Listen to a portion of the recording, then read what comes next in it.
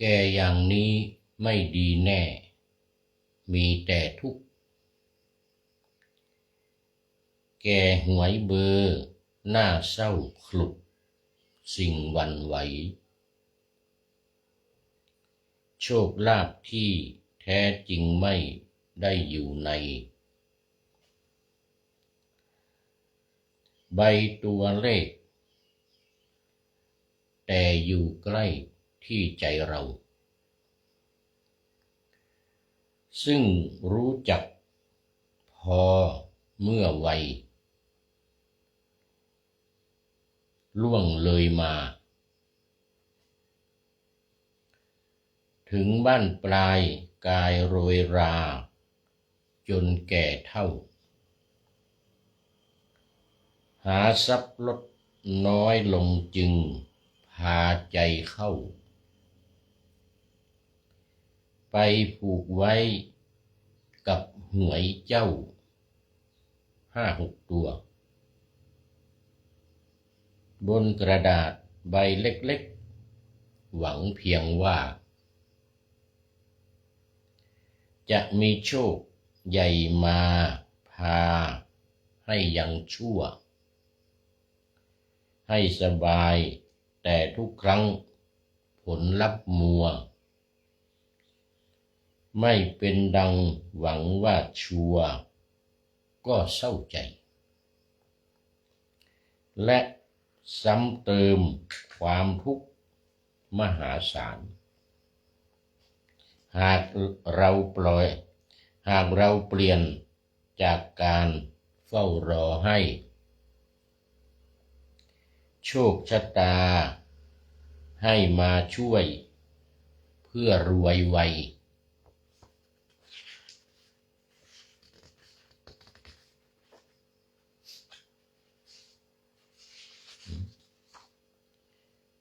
มาเป็นการเห็นทรัพย์ใหญ่ยิ่งโอฬารที่มีอยู่แล้วเช่นสุขภาพที่ยังแข็งแรงพรึบพรับดังช้างสารความสงบในใจสุขชื่นบานและความรักจากลูกหลานอย่างเนืองนองเราจะพบว่าชีวิตบั้นปลายนี้มันช่างมีความร่ำรวยโดยไม่ต้องลุ้นโชคใดจากหวยรวยเงินทองพนันบอลก็ไม่ต้องไปเล่นเลยขอถวายความนอบน้อมแด่พระรัตนตรัยมีพระพุทธเจ้าเป็นต้นขอถวายความเคารพพระมหาเถระพระเถรานุเถระเจ้าคณะพระสังฆาธิการทั่วโลกมีพระเดชพระคุณพระธรรมเสนาบดีเจ้าคณะพระ7 วัดพระธาตุดอยสุเทพเป็นต้นและขออำนวยพรแด่ท่านผู้ฟังท่านผู้ชมสาธุชนพุทธบริษัททั้งหลายวันนี้รายการพระไตรปิฎกลอยฟ้าก็ลอยมาจากวัดราชบำรุงราชนิราษฎรนะวันก่อนก็ว่าผิดนึกว่าราชพระราชาเป็นว่าราษฎรแต่เขาการันไว้ไม่ออกดอนไม่ออกสะดอนนี่นะจากวัดราชบำรุง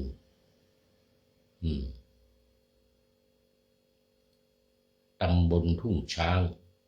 อำเภอทุ่งช้างจังหวัดน่าน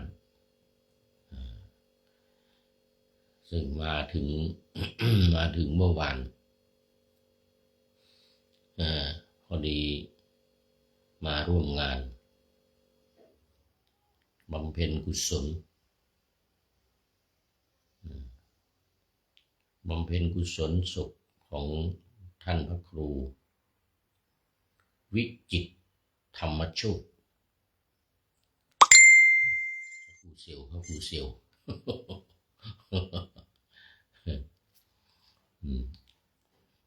เป็นสหายกันมานมนานนู่นนะตั้งแต่สมัยอยู่กรุงเทพ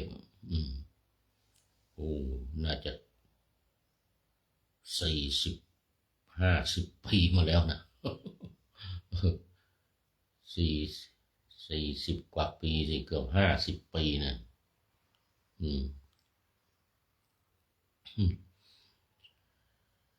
สมัยอยู่กรุงเทพ2521 22 23 24 22 23 24 3 ปี 4 ปีนะสมัยนั้นอยู่กรุงเทพท่านพระครูวิจิตรนี่ยังเป็นพระมหาอยู่ เป็นพระมหาสามารถสมัยนั้นมี2 สามารถนะสามารถนี่พระครูวิจิตรนี่จังหวัดน่านหนึ่งอีกสามารถหนึ่งอยู่นครศรีธรรมราชอาจารย์สามารถอาจารย์ดร.สามารถนะวันนี้ก็ไปอยู่แล้วก็ไปเรียนอินเดียอยู่ด้วยกันอีกทั้ง2 สามารถเลยนะอาจารย์สามารถนี่ไปเรียนอยู่ที่ปูนาไปเรียนอยู่ที่ปูนาแต่ว่าอีกสามารถหนึ่งสามารถสิริบูรณ์อาจารย์ดร.สามารถสิริบูรณ์นั้นไปเรียนอยู่ที่ปัญจาบมหาวิทยาลัยปัญจาบอยู่ทางเหนือสุดนู่นเหนือจากกรุงนิวเดลีไปอีกแต่ก็เดินทางติดต่อกันนะติดต่อสัมพันธ์กันอยู่ทั้งในกรุงเทพทั้งในอินเดียในกรุงเทพในอินเดียแต่เขาเป็นรุ่นพี่หน่อยรุ่นพี่นี่หมายถึงว่าที่เรียนนะที่เรียนมจร.ตอนนั้นสกลมจร.อยู่ที่วัดมหาธาตุเรียนรุ่นพี่เขาเรียนกันปี1 ปี 2 ปี 1 ปี 2เนี่ยนะเรายังเรียนโรงเรียนเตรียมอยู่แต่อยู่ในสายงานด้วยกันกิจการนิสิตเรานี่เป็นเลขานุการกรรมการบริหารงานกิจการนิสิตเขาเป็นคณะกรรมการนี่นะอาจารย์ดร.สามารถสิริบูรณ์นี่นะนครศรีธรรมราชอาจารย์สามารถนี่อาจารย์มหาสามารถเรานี่ เป็นกรรมการบริหารกิจการนิสิตวิทยาลัยมหาจุฬาลงกรณราชวิทยาลัยแล้วเรานี่เป็นเลขารู้จักหมดคุ้นกันทำงานด้วยกันสมัยนั้นร้านอโศกดุเดือดดุเดือดลงร้านอโศกนี่นะ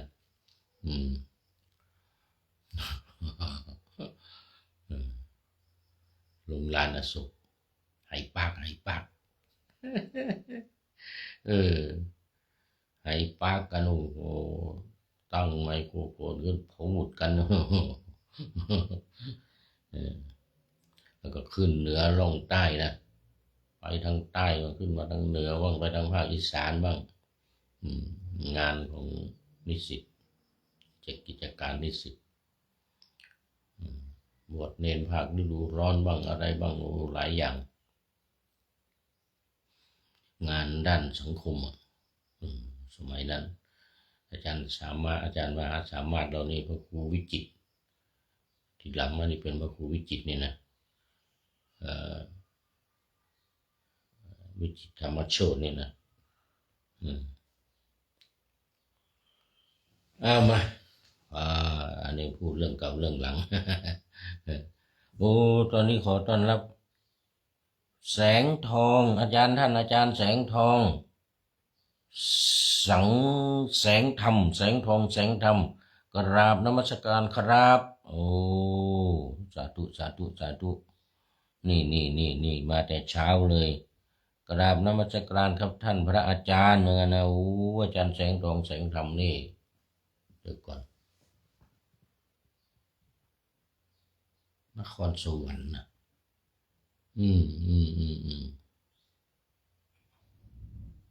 นครสวรรค์ทางอะไร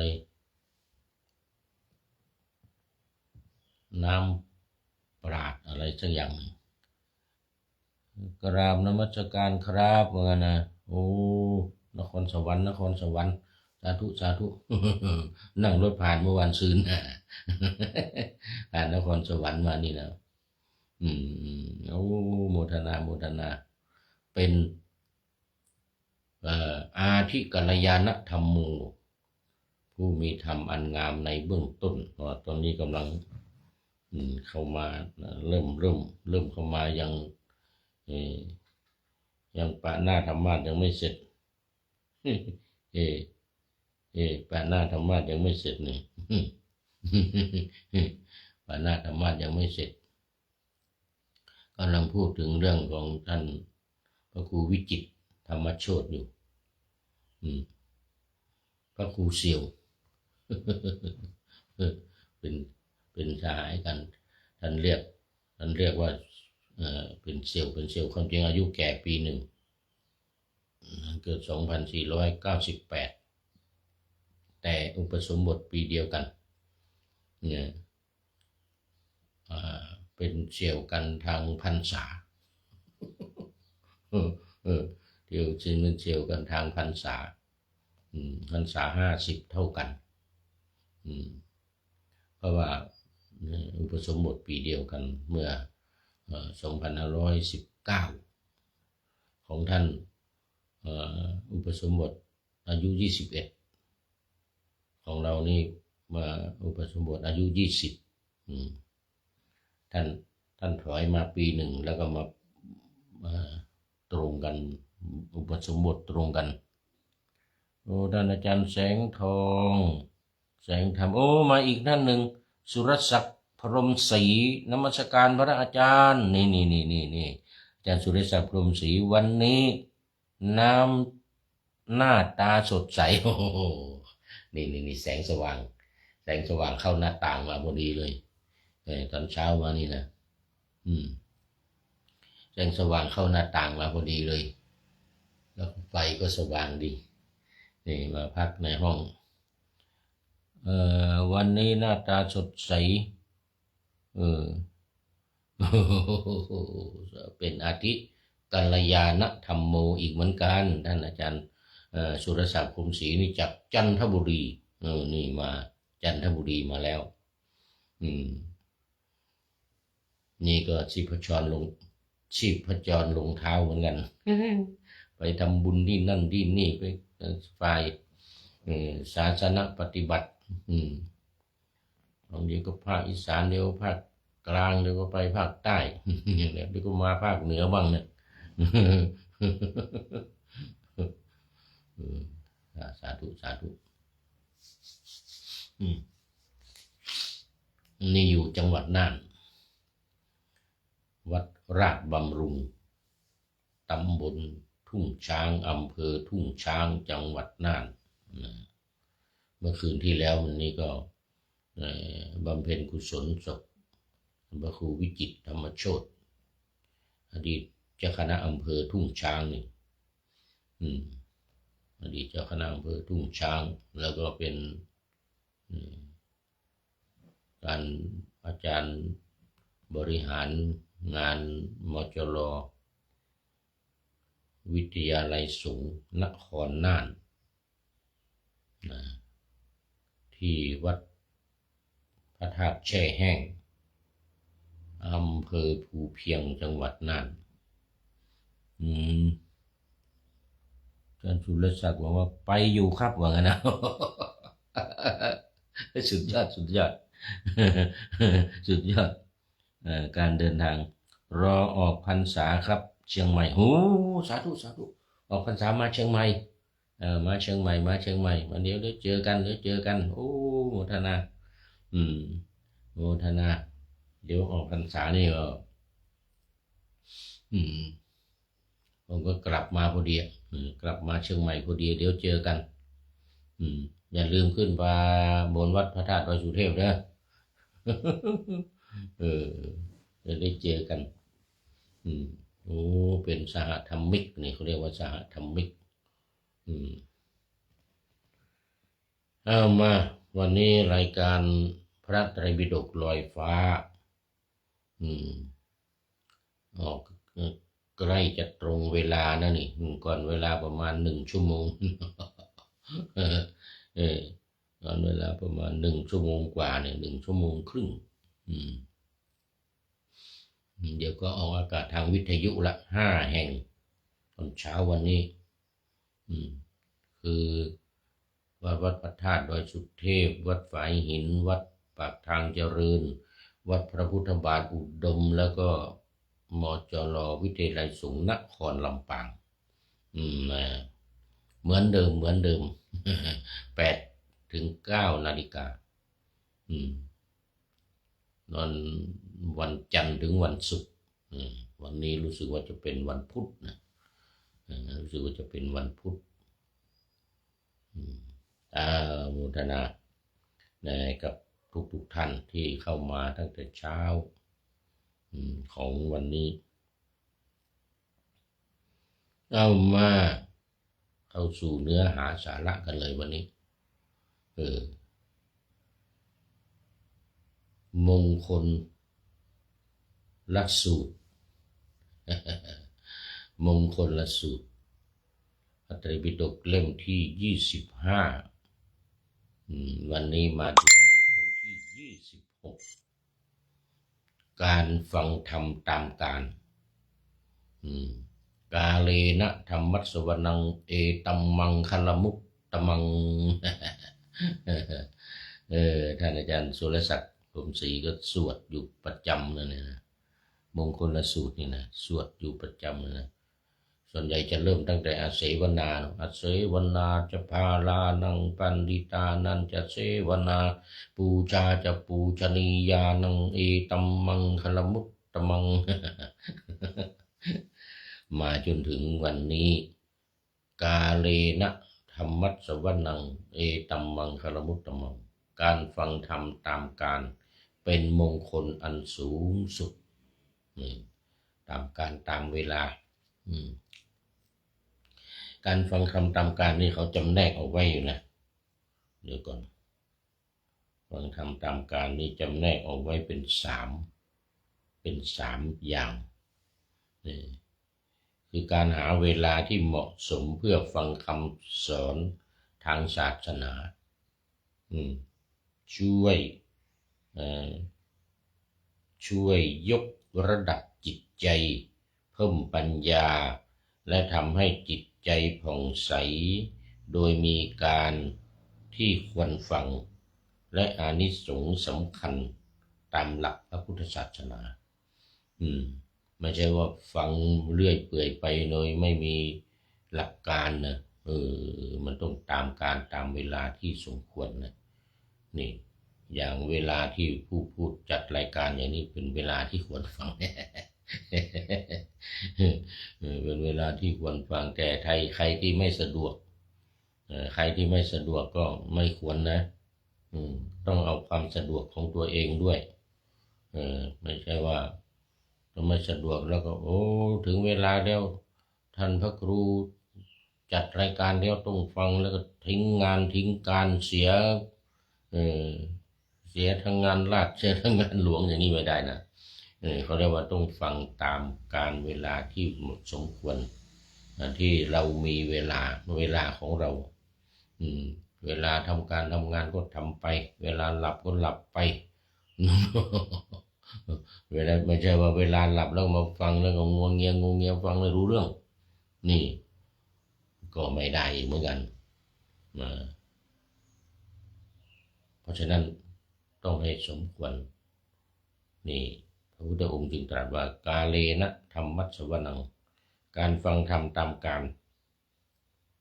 ในเป็นมงคลข้อที่26เนี่ยคือการที่คนฟังธรรมนี่คือ1วันพระหรือวันธรรมมัสสวนะโอ้อันนี้แน่นอนนี่แน่นอนเพราะวันพระนี่เราก็หยุดงานกันด้วยแต่งานราชการถ้าเป็นวันพระธรรมดา8 ค่ำ14 ค่ำ15 ค่ำธรรมดานะไม่หยุดนะแต่ว่าเราก็ไปแต่เช้าฟังนิดหน่อยที่พระอนุโมทนากถาบ้างแล้วเสร็จแล้วก็เราก็ไปทำงานทำบุญตักบาตรนิดหน่อยทำบุญตักบาตรแต่เช้าเสร็จแล้วก็บางทีอาจจะไม่ได้ไปวัดทำบุญตักบาตรตามถนนหนทาง พระมาเดินบิณฑบาตวันพระนี่หรือบางทีเราก็ลาสักครึ่งวันอะไรอย่างเงี้ยไปฟังธรรม วันพระหรือวันธรรมมัสสวนะวันประชุมฟังธรรมและรักษาศีลตามกำหนดถ้าจะให้ดีก็ไปถือศีล 8ได้ถือศีล 8แล้วก็จะได้ฟังธรรมเต็มที่ถือศีล 8แล้วฟังธรรมเต็มที่เรางานข้าราชการเราก็สามารถลาได้นี่ลาได้สักวันหรือครึ่งวันนะ ตอนเช้าไปทำงานอยู่ตอนบ่ายไปฟังธรรมลางานสักครึ่งวันแล้วก็ลวด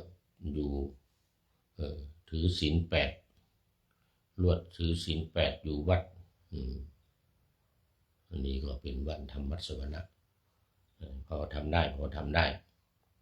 2เมื่อมีผู้แสดงธรรมนี่เหมือนที่ว่าเมื่อกี้นี้โอกาสที่มีพระหรือผู้มาแสดงธรรมในสถานที่ต่างๆหรือสื่อออนไลน์นี่ ตรงพอดีเลยท่านอาจารย์สุรศักดิ์อาจารย์สุรศักดิ์เนี่ยตรงพอดีเลยเวลาจัดรายการเนี่ยเพราะว่ารายการนี้ฟังได้ตลอด24 ชั่วโมงเวลาทำงานไปพอว่างปุ๊บมาเปิดฟังว่างปุ๊บก็มาเปิดฟังพอมีเวลานะก็มาเปิดฟังได้ตลอด24 ชั่วโมงไม่ต้องกลัวนี่ออกทางออนไลน์เนี่ยแต่ถ้าทางฟังทางวิทยุก็ต้องตามเวลานะอย่างวันนี้เนี่ย8 ถึง 9 นาฬิกาอันนี้ฟังทางวิทยุ5 สถานีซึ่งวัดพระธาตุดอยสุเทพเนี่ยสถานีวิทยุนี่พระพุทธศาสนาแห่งชาติและจริยธรรมวัดพระธาตุดอยสุเทพนี่อันนี้ตอนดึก5 ทุ่มถึงเที่ยงคืนถ้าฟังทางวิทยุนะเปิดไว้เลย5 ทุ่มถึงเที่ยงคืนออกอากาศแน่เสร็จแล้วอีก4 สถานีเนี่ย8 ถึง 9 นาฬิกาตอนเช้าอันนี้เวลาจำกัดหน่อยบางทีจะเป็นเวลาไปทำงานทำการเปิดออนไลน์ในรถได้ เออนั่งรถกำลังออกไปทำงานเนี่ยออกจากบ้านไปทำงานดูในรถได้ว่างดูตอนไหนก็ได้ทั้งวันทั้งวันเราว่างตอนไหนหยุดงานตอนไหนดูตอนนั้นฟังตอนนั้นนี่เราเรียกว่าฟังตามการฟังตามการสื่อออนไลน์หรือมีพระไปแสดงธรรมในที่ต่างๆนะ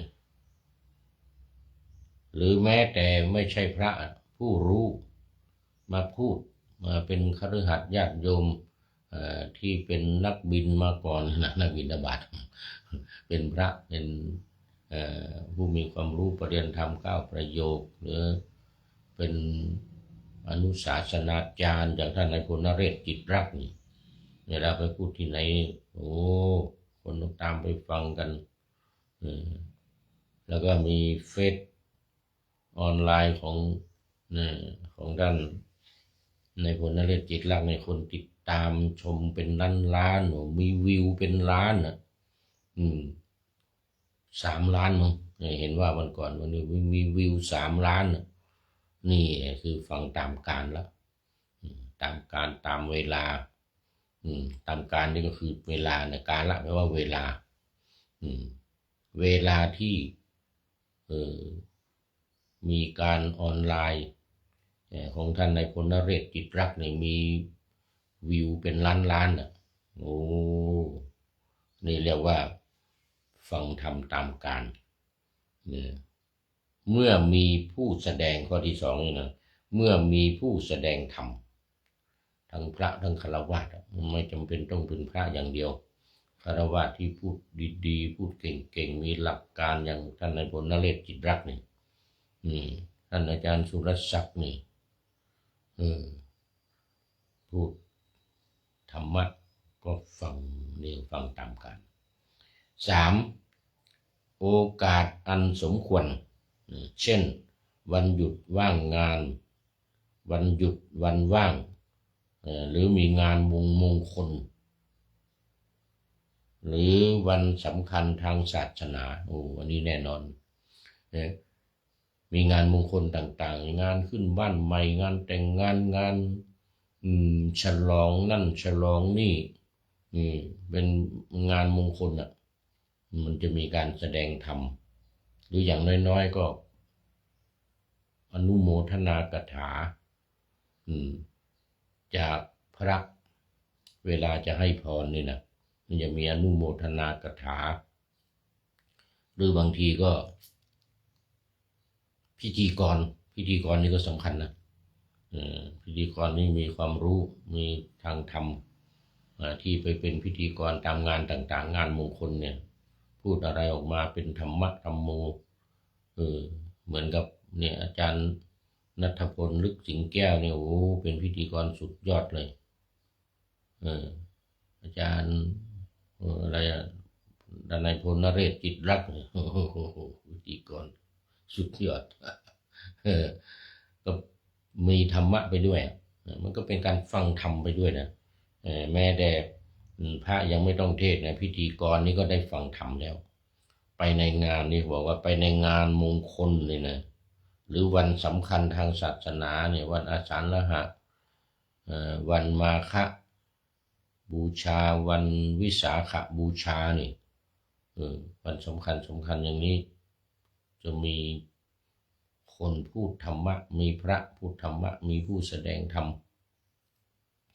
ก็ไปฟังธรรมตามกันแต่ที่สำคัญนะคือเวลาฟังนี่ต้องตั้งใจฟังหน่อยฟังเขาเรียกฟังด้วยดีดังที่พระพุทธองค์ตรัสว่าสุสูสังละพเตปัญญังฟังด้วยดีย่อมได้ปัญญายังมีที่หลวงตาว่าไว้สุสูสังละพเตปัญญังโปรดตั้งใจฟังด้วยความเบิกบานอย่าตั้งใจฟังเพื่อหวังหาเฮเหมือนฟังคอนเสิร์ตลิเกโยมจะเสียแก่นสารเลยนะ หลวงตาแผ่เยี่ยมไม้นะพระครูไพศาลธรรมโกศลไพศาลหรือพิสารนี่นะวัดประยุรวงศาวาสเป็นนักแหล่นัก ลมจะเสียแก่นสารคอนเสิร์ตลิเกฮาเฮต้องการให้เราทุกท่านนั้นหลงมัวเมานะหลวงตาว่านะนั้นหลงมัวเมาเขาเย้าเขายั่วให้เราหัวเราะจนลืมแม่ลืมพ่อลืมลูกลืมหลานว่ะคอนเสิร์ตจนลืมลูกลืมหลานมัวหลงคอนเสิร์ต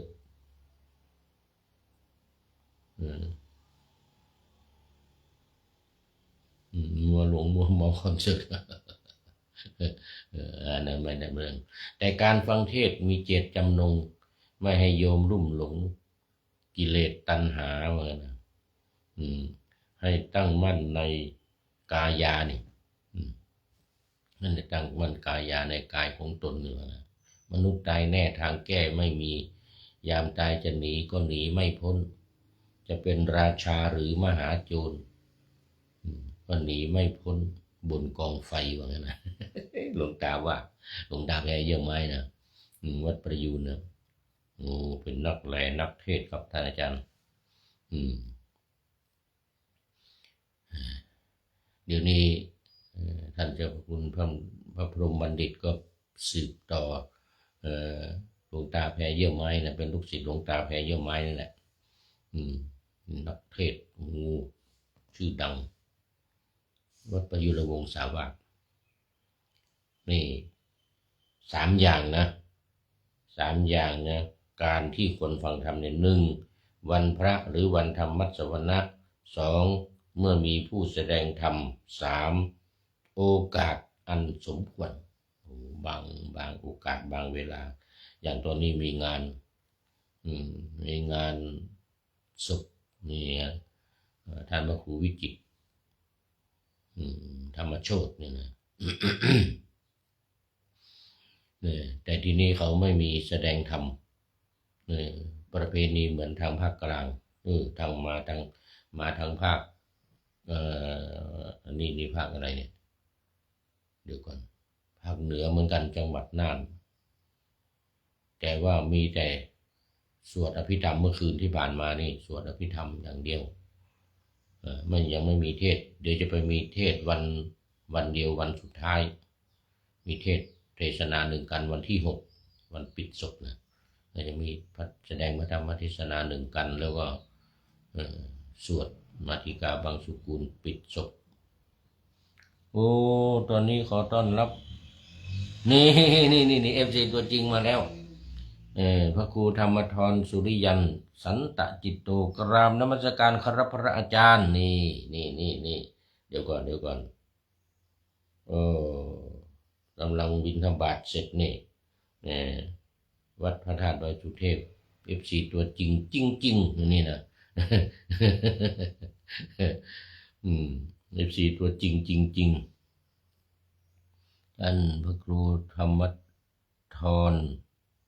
สุริยันสันตจิตโตนี่นะจะมีอะไรประชาสัมพันธ์บ้างเนาะเป็นอะไรตัวนี้นี่ครึ่งแล้วเกินครึ่งแล้วมัชเชกัลยาณธรรมโมเป็นผู้มีคุณมีธรรมอันงามในท่ามกลางแล้วตอนนี้พระอาจารย์อยู่ที่ไหนครับผมเหมือนกันขอไปอยู่วัดราชบำรุงตำบลทุ่งช้างอำเภอทุ่งช้างจังหวัดน่านครับผมขอถือโอกาสฝากบอกตู้ลุงหนงด้วยนะว่าวันพรุ่งนี้ขออยู่ต่ออีก1 วันพรุ่งนี้คณะกรรมการยูเนสโกขึ้นมาตรวจวัดพระธาตุดอยสุเทพเรื่องขึ้นเป็นมรดกโลกครับผมว่างั้นนะวันพรุ่งนี้มรดกโลกขึ้นมาขอฝากบอกตู้ลุงหลวงเนื่องจากว่าผมซื้อตั๋วมันเต็มเมื่อวานนี้ไปซื้อตั๋วว่าจะเดินทาง วันนี้กลับไปวัดพระธาตุดอยสุเทพแต่ว่ามันเต็มครับต้องเดินทางวันพรุ่งนี้ตอนเช้าเพราะฉะนั้นว่าพรุ่งนี้ตอนเช้าขอนิมนต์ทุลุงโหน่งอยู่บนวิหารต่ออีก1 วันพอดีมรดกกรรมการมรดกโลกมาพอดีเลยได้ต้อนรับชี้แจงกรรมการมรดกโลกเสียดายไม่ได้อยู่ถ้าอยู่จะได้ตอบคำถามชี้แจงให้กับคณะกรรมการตรวจจะขึ้นมาตรวจวันพรุ่งนี้เสียท่าเลยคราวที่แล้วนัดกันกับพญาชัยธาตุถึงที1ละขอฝากด้วยวันพรุ่งนี้ตอนเช้ากำลังจะเดินทาง6 โมง6 โมงเช้ากำลังจะเดินทางไปเดินทางทั้งวันนะพรุ่งนี้วันนี้ไม่ได้ตัวเต็มหูคนเยอะเหมือนกันนะคนเดินทางไปเชียงใหม่เยอะเหมือนกันนะจากทุ่งช้างเนี่ยจังหวัดน่านทุ่งช้างเนี่ยวันไปซื้อตั๋วเต็มหมดเลยไม่ได้ต้องได้วันพรุ่งนี้ อ้าวละข่าวนี้ โมทนากับมัชเชกัลยาณธรรมโมผู้มีธรรมอันงามในท่ามกลางคือสมาธินี่สมาธิดีมากท่านพระครูธรรมธรสุริยันขอบคุณมาก อานิสงส์ของการฟังธรรม5 ประการอันนี้เราทราบกันดี 1. ได้ฟังสิ่งที่ยังไม่เคยฟังเพิ่มพูนความรู้ความเข้าใจใหม่ๆมันจะมีเรื่องใหม่ๆนะนักพูดทั้งหลายนักบรรยายธรรมทั้งหลายนี่ส่วนใหญ่จะหาข้อมูลใหม่ๆเรื่องเกี่ยวกับเทคโนโลยีสมัยใหม่หรือเรื่องบ้านเรื่องเมืองเรื่องโลกที่มันกำลังพัฒนาที่มันกำลังมีเรื่องมีราวอะไรกันต่างๆหรือไม่ก็ดินฟ้าอากาศอะไรต่างๆนี่นะวันนี้ฝนจะตกไม่ตกนะวันพรุ่งนี้จะเป็นยังไงอากาศจะเป็นยังไงวันนี้ เราจะได้รับฟังเป็นอานิสงส์จากการฟังนี่ได้ฟังการฟังทำการฟังการพูดอย่างที่วันมันไม่ได้หมายถึงเฉพาะพระเทศนะฟังพิธีกรพูดหรือฟังรายการฟังข่าวฟังอะไรต่างๆนี่นะจะได้ความรู้ใหม่ๆเพราะนั้นต้องสนใจในการฟัง 2. ทบทวนความเข้าใจสิ่งที่เคยฟังแล้วจะชัดเจนยิ่งขึ้นบางทีเราฟังมาครั้งหนึ่งแล้วยังไม่เข้าใจก็ฟังซ้ำอีกฟังซ้ำอีกครั้งหนึ่งก็จะเกิดความเข้าใจในเรื่องเดิมนั่นแหละอย่างรายการพระไตรปิฎกลอยฟ้านี่บางทีฟังไปครั้งหนึ่งแล้วยังไม่เข้าใจรีวิวถอยมารีเพลย์เขาเรื่องรีเพลย์ถอยมาฟังใหม่อีกนี่รายการพระไตรปิฎกลอยฟ้าวันนี้พูดเรื่องอะไรบางทีมัวคุยกันคนนั้นมาคุยคนนี้มาคุยฟังไปด้วยฟังไม่รู้เรื่องฟังใหม่รีเพลย์ถอยไปฟังใหม่พระไตรปิฎกลอยฟ้าวันนี้พูดเรื่องอะไร จะเข้าใจยิ่งขึ้นเพิ่มทำความเข้าใจให้ยิ่งขึ้น 3. บรรเทาความสงสัยแก้ไขข้อข้องใจในเรื่องต่างๆได้นี่แน่นอนเราฟังบ่อยๆบางทีสิ่งที่เราเข้าใจแล้วแต่ว่าเป็นการทบทวนอย่างรายการพระไตรปิฎกลอยฟ้านี่นะเราเปิดรีเพลย์ฟังบ่อยๆเรื่องเก่าๆที่พูดไปแล้วบางทีเรายังไม่เข้าใจเรายังมีความสงสัยอันนี้มันเป็นยังไงฟังซ้ เสร็จแล้วก็คอมเมนต์มาหน้าจอนี่มาถามนี่ว่านี่มันเป็นยังไงอันนี้ยังมีความสงสัยนะก็ถามต่อได้ถามซ้ำอีกได้นี่เขาเรียกว่าเป็นอานิสงส์ของการฟัง 4. ทำความเห็นให้ถูกต้องได้นี่แน่นอนปรับปรุงมุมมองชีวิตให้ตรงตามทำนองครองธรรมนี่ก็จะมีการทบทวนแล้วก็มีการจะทำความเห็นของเราเนี่ยให้ถูกต้องตามธรรมะ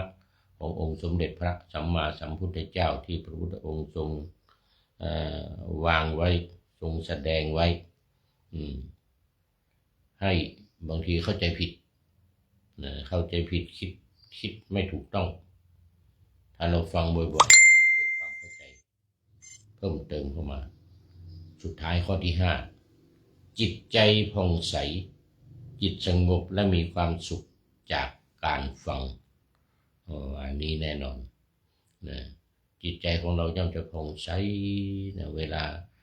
เราฟังอยู่บ่อยๆฟังซ้ำบ่อยๆหรือฟังใหม่ฟังเรื่องใหม่เข้ามาในเรื่องใหม่นี่เป็นการดีมากเพราะฉะนั้นเรื่องการฟังเนี่ยจึงเป็นสิ่งที่สำคัญเป็นข้อที่ 1ในการปฏิบัติวิปัสสนาเลยทีเดียวในปฏิบัติวิปัสสนาเรามีอยู่3อย่าง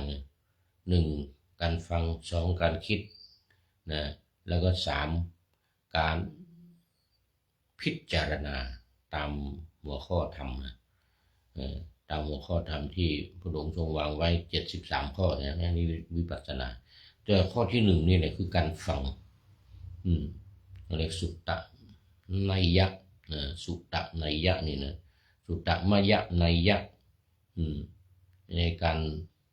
สำเร็จด้วยการฟังปัญญาสุตตะมยะปัญญาความรู้จะสำเร็จด้วยการฟังนี่เนี่ยสุดยอดเลยเพราะฉะนั้นจิตใจย่อมจะผ่องใสจะสงบแล้วก็มีความสุขในการฟังเพราะฉะนั้นก็ฝากไว้ในเรื่องของ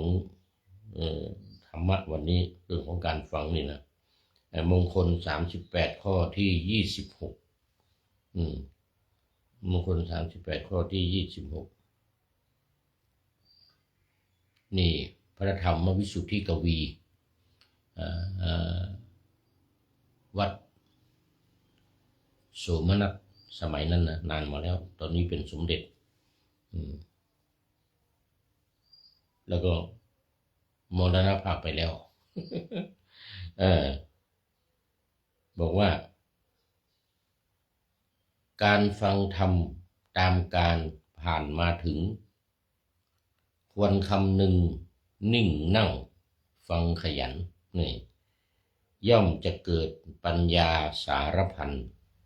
ตั้งใจมั่นฟังดีนี่สมควรเด็กคุณหลวงพ่อประพันธ์เนี่ยเป็นบทกลอนไว้ไพเราะมากเมื่อมีโอกาสเวลาหรือตามวันสำคัญต่างๆที่ควรต้องไปฟังธรรมบ้าง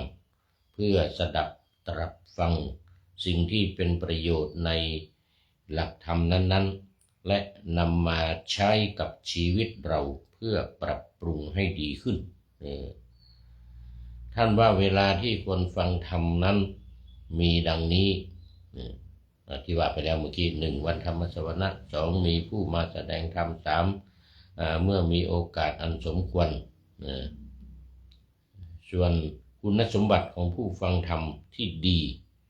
ควรต้องมีอันนี้เป็นบรรยายนี่เป็นบรรยายของพระเดชพระคุณหลวงพ่อเจ้าพระคุณสมเด็จหลวงพ่อเจ้าคุณสมเด็จพระพุทธโฆษาจารย์หลวงพ่อประยุทธ์โตวัดยาณเวศกวันท่านบอกไว้ว่าคุณสมบัติของผู้ฟังธรรมที่ดีควรต้องมีดังนี้ 1. ไม่ดูแคลนในหัวข้อธรรมว่าง่ายเกินไป นี่อย่างวันนี้ การฟังธรรมตามการเนี่ยโอ้โหใครๆก็รู้ไม่ต้องมาพูดทำไมเนี่ยรายการเนี่ยมันไม่ได้เรื่องอะไรอย่างนี้นะเอออย่าไปเที่ยวดูแคลนเหมือนกันท่านเจ้าพระคุณสมเด็จว่าเจ้าพระคุณสมเด็จวัดยาณเวศกวันโอ้เดี๋ยวก่อนมาแล้วปริโยสานะกัลยาณธรรมิกาโอ้โหบุญโยมจันสมนี่จากเชียงใหม่เรามาแล้วจากเชียงใหม่น้อมกราบสาธุค่ะโอ้ทำไมจันสมมาเป็นปริโยสานะกัลยาณธรรมิกาเป็นผู้มีธรรมอันงามในที่สุดแล้ววันนี้ปัญญาศีลสมาธิปัญญาอย่าลืมนี่แม่จันสมเป็นผู้มีปัญญาแล้วแล้วผู้มีปัญญาแสดงว่าฟังธรรมบ่อยฟังรายการของพระไตรปิฎกลอยฟ้าบ่อยก็มั่งนี่มีปัญญาเอามากเดี๋ยววันนี้นะเจ้าพระคุณสมเด็จบอกว่า1ไม่ดูแคลนในหัวข้อธรรมว่าง่ายเกินไปบางคนเป็นอย่างนั้นจริงๆนะโอ้ฟังธรรมตามการเนี่ยใครๆก็รู้นี่มาพูดทำไมอย่างนี้นะดูถูกดูแคลนไม่ได้2ไม่ดูแคลนในความรู้ความสามารถของผู้แสดงธรรมนี่เราจะคิดว่าพระครูปริยัติจะไม่มีอะไรนี่นะดูแคลนไว้ได้นะนี่บางทีเป็นมวยแทนก็มีนะรายการเนี่ยจัดรายการบ่อยที่วัดพระธาตุดอยสุเทพเป็นมวยแทนตอนนี้ก็วันพระธรรมะในวันพระเวลา 9 ถึง 10 นาฬิกาวัดพระธาตุดอยสุเทพนะแต่ปกติท่านพระครู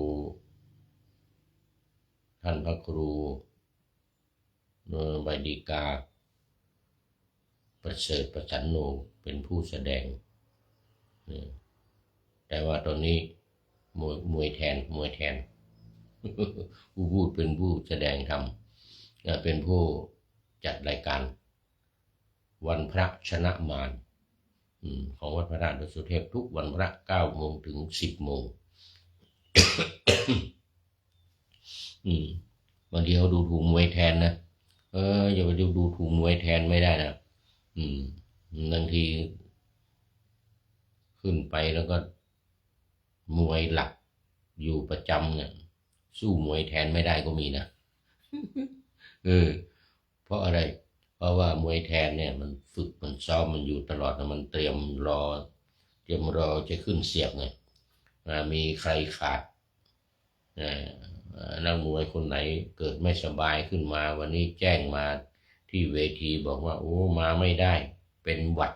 นี่นะมวยแทนต้องขึ้นนะมวยแทนต้องขึ้นอันนั้นมวยแทนเนี่ยเขาจะฝึกซ้อมไว้ตลอดอย่าไปดูถูกมวยแทนไม่ได้นะมวยแทนคนอื่นนี่นะอย่าไปดูถูกไม่ได้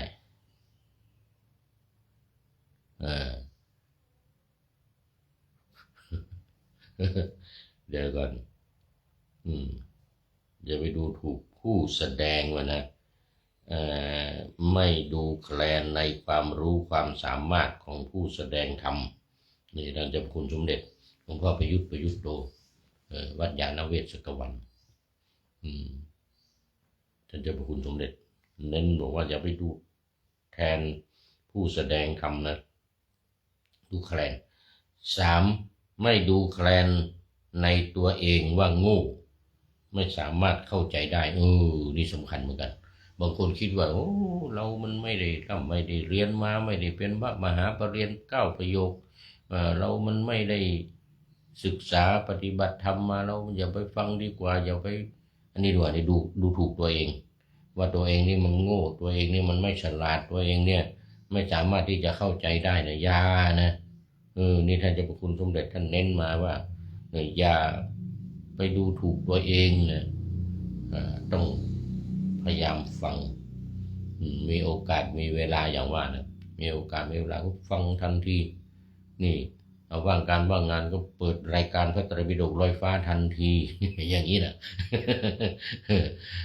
อย่าไปดูถูกตัวเองว่า เป็นคนโง่เป็นคนไม่ฉลาดไม่สามารถที่จะฟังได้ข้อสุดท้ายข้อที่5ละนำเอาธรรมนั้นๆไปปฏิบัติให้เกิดผลนี่อันนี้เป็นคุณสมบัติเป็นคุณสมบัติของผู้ฟังคุณสมบัติของผู้ฟังที่ดีว่าไงเจ้าพระคุณสมเด็จบอกว่าคุณสมบัติของผู้ฟังที่ดีควรต้องมีดังนี้ 1. ไม่ดูแคลนในหัวข้อธรรมว่าง่ายเกินไป 2. ไม่ดูแคลนในความรู้ความสามารถของผู้แสดงธรรม 3. ไม่ดูแคลนในตัวเองว่าโง่ไม่ฉลาดไม่สามารถเข้าใจได้ 4. มีความตั้งใจในการฟังธรรมและฟังไปพิจารณาไปข้อที่4เนี่ยนะมีความตั้งใจต้องตั้งใจฟังพิจารณาไปด้วยว่าวันนี้รายการพระไตรปิฎกลอยฟ้านี่พูดเรื่องอะไร แล้วก็พิจารณาตามเนี่ยนะเขาเรียกฟังด้วยดีย่อมได้ปัญญาอย่างที่ว่าเนี่ยนะอะไรสุดจูสังลัพเตปัญญังเนี่ยนะฟังด้วยดีย่อมได้ปัญญาด้วยตั้งใจฟังแล้วข้อที่5สุดท้ายนำเอาธรรมะนั้นๆไปปฏิบัติให้เกิดผลนี่สำคัญมากบางทีฟังแล้วฟังทิ้งฟังขว้างฟังแล้วก็ไม่ได้สนใจอะไรอย่างนี้ก็ไม่เกิดประโยชน์พอฟังเสร็จแล้วเรานำไปคิดพิจารณาแล้วก็ปฏิบัติตามที่ได้ฟังเนี่ยมันก็จะเกิดประโยชน์มากยิ่งขึ้นในโอกาสต่อไปในครั้งต่อไปนี่อย่าลืมบทประพันธ์ของพระธรรมวิสุทธิกวีพิจิตรทิตวันโนวัดโสมนัสวิหารกรุงเทพมหานครบอกว่าการฟังธรรมตามการผ่านมาถึงควรคำนึงนิ่งนั่งฟังขยันย่อมจะเกิดปัญญาสารพันตั้งใจมั่นฟังดีนี่สมควรแล้ววันนี้ฝากไว้ในมงคลข้อที่26มงคลข้อที่26วันนี้หมดเวลาคุณโยมจันสมเป็นท่านสุดท้ายเข้าสู่เส้นชัยของรายการในวันนี้โมทนาเป็นอย่างยิ่งแล้วก็ท่านพระครูธรรมธรสุริยันแล้วก็หลายๆท่านอาจารย์สุรศักดิ์พรหมศรีท่านอาจารย์อะไรตรียานนท์จากนครสวรรค์นี่นครสวรรค์มาบุรีรัมย์จันทบุรีวันนี้เพียบโมทนาเป็นอย่างยิ่งนะมาดูข้อคิดท้ายรายการวันนี้ได้จากผู้ใดหนอแลท่านนายพลนเรศจิตลักษณ์ของเรานี้เองท่านพลตรีนเรศจิตลักษณ์เราได้ให้ข้อคิดในท้ายรายการวันนี้เรื่องคนแก่แก่อย่างนี้ไม่ดีแน่มีแต่ทุกข์นะคนแก่ที่ไม่ดีก็มีนะแก่อย่างนี้ไม่ดีแน่มีแต่ทุกข์มีทั้งหมด8ข้อด้วยกันนะวันนี้จะนำเสนอ1ข้อที่1บอกว่าแก่หวยเบอร์หน้าเศร้าคลุกสิ่งหวั่นไหว เรื่องเบอร์นี่สิ่งหวั่นไหวนะข้อที่1ว่าแก่หวยเบอร์หน้าเศร้าคลุกสิ่งหวั่นไหวโชคลาภที่แท้จริงไม่ได้อยู่ในใบตัวเลขแต่อยู่ใกล้ที่ใจเราท่านในบนนเรศสุดยอดเลยนะให้ข้อคิดวันนี้มันไอ้โชคลาภแท้จริงไม่ได้อยู่ในใบกระดาษที่เราเขาขายกันใบ80 บาทใบ100 บาทหรือ200นั่นหรอกนะแต่มันอยู่ที่ใจของเรานี่เหมือนกันนะซึ่งรู้จักพอเมื่อวัยล่วงเลยมาถึงบั้นปลายกายโรยราจนแก่เท่าหาทรัพย์ลดน้อยลงจึงพ พาใจเข้าไปผูกไว้กับหวยเจ้า5-6 ตัวหวยมี6 ตัวเนี่ยบนกระดาษใบเล็กๆหวังเพียงว่าจะมีโชคใหญ่มาพาให้ยังชั่วให้สบายแต่ทุกครั้งผลลัพธ์มัวผลลัพธ์ไม่ได้ตามใจไม่เป็นดังหวังว่าชัวก็เศร้าใจและซ้ำเติมความทุกข์มหาศาลหากเราเปลี่ยนจากการเฝ้ารอให้โชคชะตาให้มาช่วยเพื่อรวยไวนะต้องการจะรวยไวนี่นะโชคชะตาให้มาช่วยเพื่อรวยไวมาเป็นการนี่มาเป็นการเห็นทรัพย์ใหญ่ยิ่งโอฬารเห็นทรัพย์ใหญ่ยิ่งโอฬารที่มีอยู่แล้วเช่นสุขภาพที่ยังแข็งแรงพรึบพรับดังช้างสารความสงบในใจสุขชื่นบานและความรักจากลูกหลานอย่างเนืองนองนะอันนี้เป็นสิ่งที่มีอยู่นะและความรักจากลูกหลานอย่างเนืองนองเราจะพบว่าชีวิตบั้นปลายนี้มันช่างมีความร่ำรวยโดยไม่ต้องลุ้นโชคใดจากหวยรวยเงินทองพนันบอลก็ไม่ต้องไปเล่นเลยว่างั้นนะสุดยอดวันนี้ท่านนายพลนเรศจิตลักษณ์ขอบคุณเป็นอย่างยิ่งที่ได้ให้ข้อคิดฝากไว้ในรายการวันนี้ ขอนำพระไตรปิฎกลอยฟ้าไปจากผู้ฟังทั้งหลายในโลกล่าวันต่อไปจะได้จรย้อนกลับมาสู่สถานีใหม่ให้ท่านฟังอย่าลืมเปิดวิทยุหรือเครื่องรับโทรศัพท์โมบายคอมพิวเตอร์ผัง YouTube เฟซเพจไลน์ให้ดังๆเพื่อชมฟังรายการวันต่อไปขอทุกท่านมีความสุขทุกคืนวันนำธรรมะประกอบการงานทั้งหลายเช่นขยันทำงานทางวาจากายใจขวัญขวายกิจการงานนาบำเพ็ญสาธารณประโยชน์เว้นสิ่งที่มีโทษโหดเหี้ยมฉาประกอบแต่กรรมดีมีราคาแสวงหาเงินทองครองใจคนเสียสละพละทรัพย์นับมากน้อยไม่ให้ล้านก็ให้ร้อยไม่ด้อยผลเอื้อคนรวยช่วยคนยากฝากคนจนให้ทุกคนเท่ากันมาตรฐานเดียวขอเจริญพร